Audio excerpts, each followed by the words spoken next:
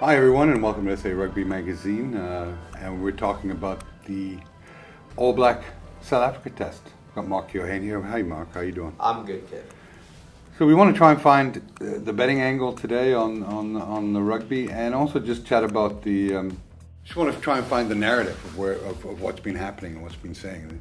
The last I've been reading is after the All Blacks beat the Springboks last week.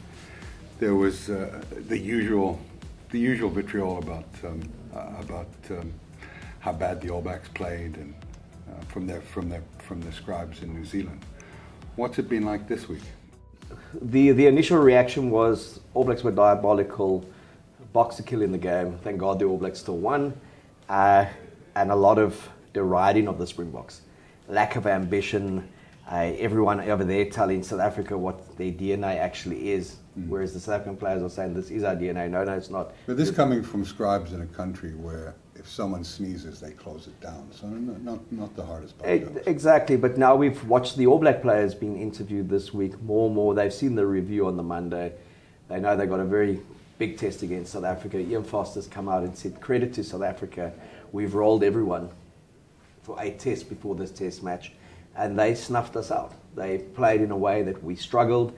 Certain of our players were put under pressure, and they were found out on the day and found out not to be good enough. And 2 of those players were the 2 winners, Will Jordan and George Bridge, who were out of the 23. And he said, it's not a rotation, it's horses for courses. They weren't good enough to deal with South Africa's aerial threat. So there is a skill set around that. Where I think we've potentially done ourselves a disservice, our players, is they talk about how brilliant we've been. But we haven't been brilliant because we lost. So what they... We were very unlucky. It was through our own errors and a brilliant kick that we lost the game, but we were unlucky to lose. No, we were unlucky to lose it. They admitted it. Ian Foster said they were a kick away from winning.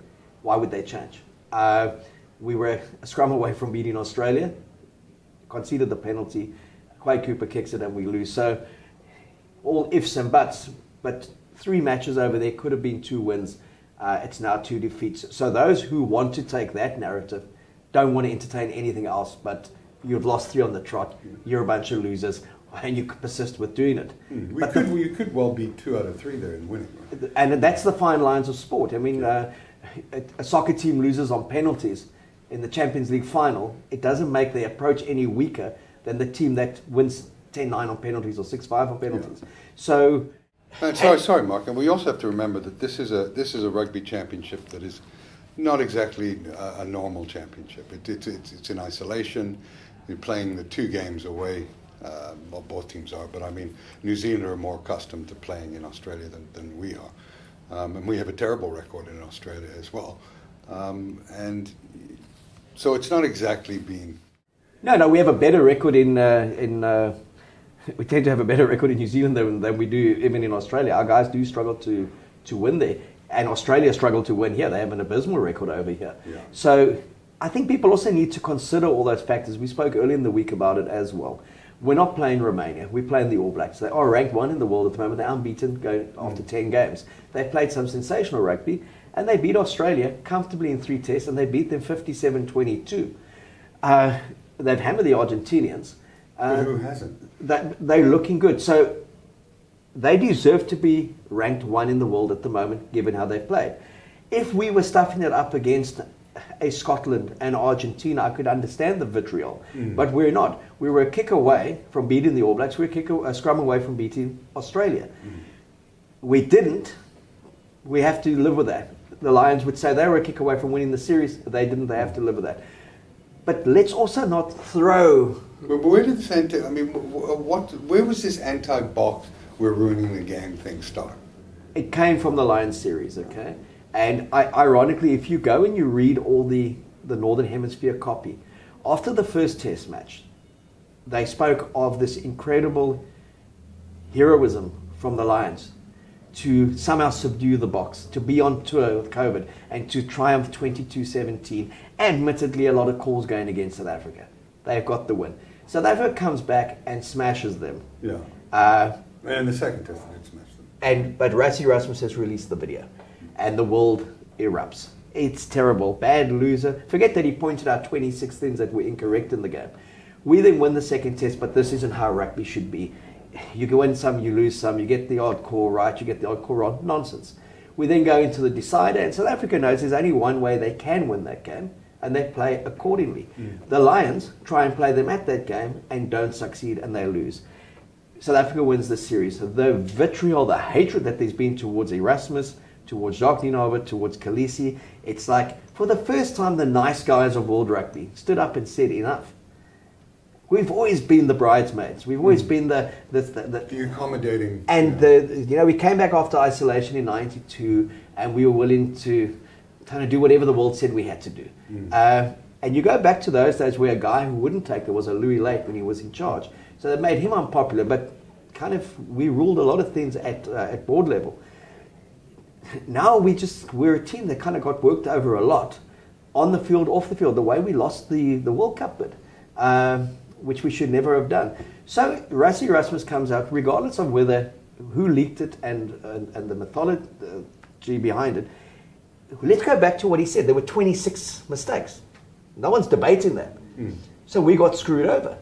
And, there's been a lot of contentious issues as well refereeing in this series, but that's not the reason we lost. The reason we lost in that first test against the Lions was down to certain refereeing decisions. We lost because we couldn't control a scrum in that first test against Australia, and we lost because our players' execution in the last 5 minutes, when it went to Faf, Herschel Jantjies, and Andre Pollard in their kick-in, was not up to scratch. Faf on 74 minutes, if he had read the play, he could have played what was in front of him, he could have played more field position, and New Zealand's got to score from 90 metres to win that test match. There's a scrum advantage on 75 minutes, 76 minutes to us. Jantjies plays the move. Pollard gives an innocuous kick. The referee calls advantage over because we weren't under any pressure. And we get ourselves into trouble. Willie concedes the penalty. They win the test match. So the game plan has not been the issue. The execution has been the issue. This lacking of ambition is also a loose term. So Australia apparently had ambition when they lost 57-22. So it's not a lack of ambition, it's a realization that there's a way that I can play you that's good enough to beat you, and there's a way that you're going to smash me. And in the context of trying to win a test match, we got to go with what our strengths are. And we spoke earlier in the week that this team will develop its game. They'll develop it on the end of the year tour. They'll develop it most definitely in 2022 and find more balance. This whole year for me has been one of absolute survival for the Springboks. How did they get out of this year winning the Lions series and with minimal damage? And to go down to Australia 28-26 in the last minute, to go down to New Zealand 19-17 in the last minute is minimal damage. In the context of, we saw how the South African public, how the media reacted to a very poor 30 minutes in the second test. It was as if this Bok team had never done anything. So there is this international narrative that is so euphoric when the Boks stumble now. And that goes back to, no one gave us a chance to beat England in a World Cup final. That was a gimme. They've smashed New Zealand 20 points. South Africa goes and slaughters them. So it's acknowledge South Africa, but they're really pissed off about it. Payback will be the Lions series. That doesn't happen. Warren Gatland said it's the most talented Lions squad he had bought. Forget 2009 South Africa, 2013 Australia, 2017 New Zealand. This is the best Lions squad. They scored 2 more tries in 3 tests against us. Acknowledge our defensive effort. Don't knock our supposed lack of attacking ambition when we scored 5 tries. So if you break down the rugby, and I think the All Blacks have done that a lot, their coaches this week, more and more their thing has been about what South Africa did brilliantly from a tactical point of view. And I go back to Eddie Jones many, many years ago in 2007 when he was the technical advisor to the Boks. And it was also this obsession with playing Brumbies in Australian rugby because they were the most successful team. And when our players challenged certain things, when Eddie was saying, how do you see yourself? And I'll tell you how we see you. He said, you're a passer, but you want to be a runner. You're a runner, but you want to be a passer because you keep on hearing what people tell you don't do. Go back to doing what you do well. And then he made the comment, if we had your pack and Farid Apriya, you would never know who plays 10 for Australia. He'd never get the ball. Yeah. So be proud of your DNA, be proud of what you do, and then evolve it from there. And if historically you look at the Nick Mallet teams in 97, 98, you look at some of Jake White's teams, you look at what Rassie did in 2019, when they played England in 2018 and came from 24-3 down to win 42-39. We can play rugby. We do have the players. But Mark, one of the things, I agree with what you're saying. I think one of the other problems in the world right now is we live in this immediacy culture where we want results now. If you look at the NFL, for example, they've got, I think, 7 starting rookie quarterbacks. Now, rewind 10, 15 years ago, those quarterbacks would get 3 years of maturing and seasoning before they'd get real game time. Now they're just being thrown in there because people expecting, the draft, and someone comes into the team. The fans have no tolerance. And they're expecting them to produce a Tom Brady performance in season 1. And I think we're seeing that in rugby as well, is that no one, it's the rugby championships, the focus. That's the thing we got to win. Straight from the British Lions. We had 20 months in isolation again, from a rugby point of view, where we didn't play. We just had a Groundhog Day of Currie Cup games.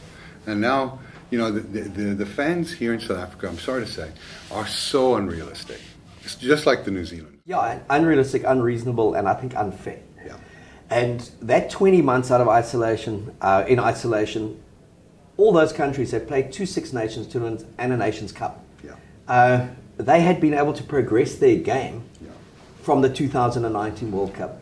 And that's something that Erasmus and Jacques Nima have acknowledged. They said, where could we progress our game? We've had to consolidate our game and try and replicate that and get the best possible results. And they're not playing as well as they did in 2019. And not enough credit, Mark, is going to the success of beating the British and Irish Lions. Completely. People are trying to knock that now. And we keep on saying, but for a kick. And if it had been an emphatic performance by New Zealand to completely blow us out the water, and we had given it our best, and that it was a 25 differential, and it's like, okay, now you know what the standard is moving towards the next World Cup. But every South African would have said, unbelievable, 17-16. Can you believe they actually went and beat the All Blacks after last week? Yeah. Now it's like, we're crap. We were always going to lose that test. Whether it's 1 kick or 30 points, doesn't matter. The realism has to be there that it was, in the context of where this team has been and what they've been through, it was an incredible effort to be in a position to win it with 2 minutes to go. And the players will take accountability. Poor decision making, poor execution. Not the wrong decision making.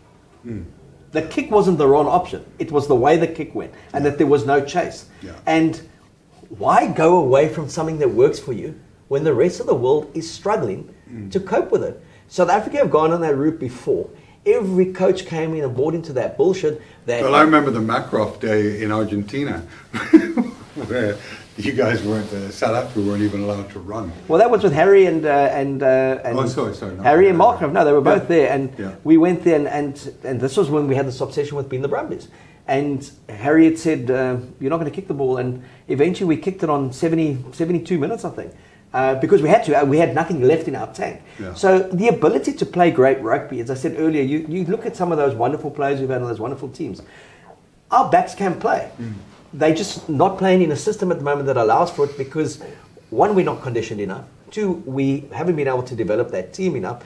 But the core players are good enough. And the introduction that will come end of year tour and into next year, we will go to 2023 in a very healthy position to play World Cup winning rugby. Yeah. The one thing about this New Zealand side that it has shown, as special as it is that they've built over this year, they know that they still haven't quite worked out how to eradicate that potential of a horror playoff game and getting out of the World Cup. People also don't kind of put into context that New Zealand were awful last year. And they had 3 months out the game. Yeah. They lost to Argentina, they drew to Australia, and they lost to Australia. Yeah. And they looked at 6s and 7s and at odds with each other. They needed that year to be where they are this year. We never had that year. Yeah, no, absolutely right. Now let's have a look at this week's game. It's a tough betting proposition because you've got so many variables. The biggest one being it's the last game on tour. A lot of changes, or reasonable changes on both sides. What's your take on the game? What's going to happen in tomorrow's game? Well, I was knocked at 6-1 last week. I said, knowing the psyche of the Springboks, knowing how the All Blacks hate to play against a team like that, if you've got a little bit of extra cash, go for an outright win at 6-1. It's a good bet. Then I was told you don't get money for nearly winning. It was a terrible bet. So I said, well, at 6-1, I would take them again every time. Springboks against All Blacks, if you were given those odds for an outright win, go for it. If you're getting anything that says, with this current Springbok team, anything under 10 points, I would go for that as well. I still believe that they've painted themselves into a corner this weekend that demands that they've got to come out, play even uglier than they did last week. And if they're not going to win it, they've got to make sure it's a scrap. If they go out and they try and play football with Australia, we're going to look like it's going to with New Zealand. It's going to be Eden Park all over. It's going to be a 40-19 kind of game. Yeah. I really think that the fact they've refused to tweak and introduce 20 of the other players that have been on tour for a month means we're going to see more of the same.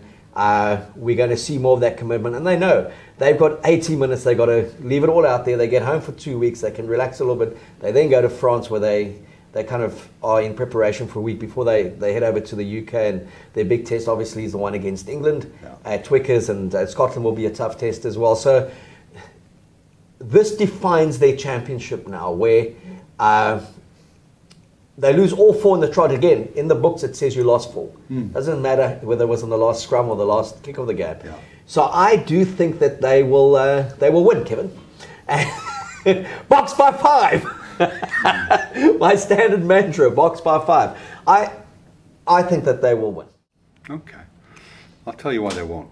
Okay. No, unfortunately, they've made some changes. Missing someone like Cheslin Colby, who is a game changer. I don't know where the points are going to come from, because if you look at last week's game, there was 2 broken plays. I mean, that was Will Jordan that scored that 80-meter run, or 70-meter, or whatever it was. It was some terrible tackling. They wonderful. Like Moses. That wonderful hooker. Cody Taylor parted a whole second row on the way through. Yeah. So that's a broken play. Where we scored on that up and under. And that kick. Oh, it was a great kick. But I mean, there was 2 lucky tries, and the score was 19-17. If you take those 12 points off the board, I think one of them was converted. I think Pollard missed missed, and Barrett scored. Yeah. So I don't know where the points are going to come, but the play I like is I'm not going to make. This game's a sucker bet. 10.5 points is just one of those things that it's the last game on tour for both teams. I think that the pressure's on New Zealand more than it is South Africa. It's great that we've got 7 players of African descent in the team. That's probably a first. Yeah, it's the most transformed starting 15 in the history of Springbok rugby, and I think that is just amazing. I go back to 2000 and 2001 when the All Blacks played against the Springboks at Newlands. Harry Fadoon was the coach. I was with the team as his advisor, and Kondi Balfour called us in. He wanted to know why there weren't at least 5 players of colour in the match 22 at the time. We had 4. It was explained to him there were 6 playing out of 130 in Super Rugby, and 4 of them were winners. And the fullback we had chosen was an under-21 player, Conrad Jenkins, who had never played Super Rugby yet. So 20 years ago, we couldn't get 7 players in 4 regional squads. And on Saturday, you've got 7 African players in a starting 15, and no one's batted an eyelid. It hasn't even been a talking point. It hasn't been a talking point. I think that is such a credit and such a victory to what this Springbok squad and Rassie and Jacques Nienaber have achieved over the last couple of years. And they've got the results to show for it. With the most transformed team, they've won the World Cup, they've won a Lions series, and they're a kick away from beating the All Blacks, who were unbeaten in 10. So, that's the good news story from your Springbok rugby at the moment. Yeah, but that's when you know that the transformation is working, is when no one's talking about it. I don't bring it up to bring any controversy. It's like there's some great players in there. And good luck to them tomorrow. The bet I'm going to make, Mark, is a bet on under 46.5 points. I'm going to put down 2,000 Rand on that. I just think that it's going to be a low-scoring game. Last 3 games have been, I think, 36, 36, and 32 points, or 36, 36, and 32 points scored between both teams. So you know, the way that the Boks have slowed the game down, you're taking at least 10 to 15 minutes off that clock. Look, that is one thing that the media have made, and rightly so. Yeah. They've made a big thing about it and said to Ardie Severe, you're the captain, your inexperience was shown up there. You need to be challenging the referee all the time and saying, there's a reason it's called a blood bin. Get him off and get his replacement on. Yeah. So when you have Faf de Klerk getting stitched up and you have Frans Malherbe getting stitched up, I mean, it was very generous to us.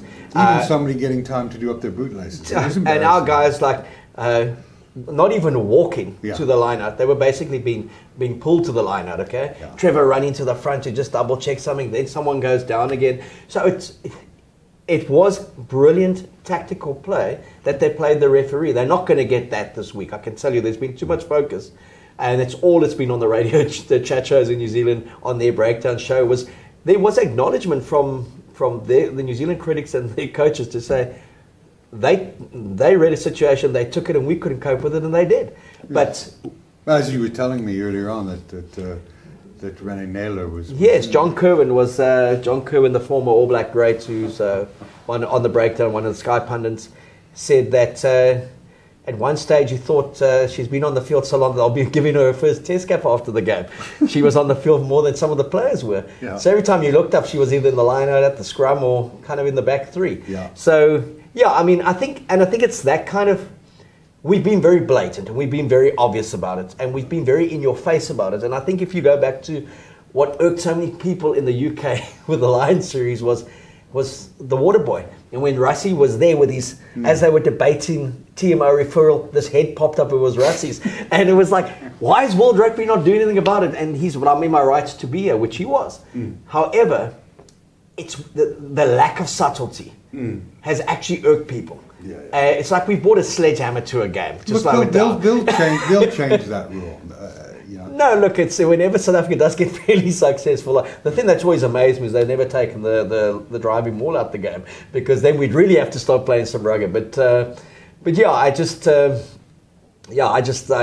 we're not the only country to have benefited from the driving. No, and also teams slow it down. But my goodness, it did reach the point last week, and I thought, here comes a short arm, here comes a full penalty. And the referee never actually took South Africa on about it. And I think South Africa just kept on playing it till...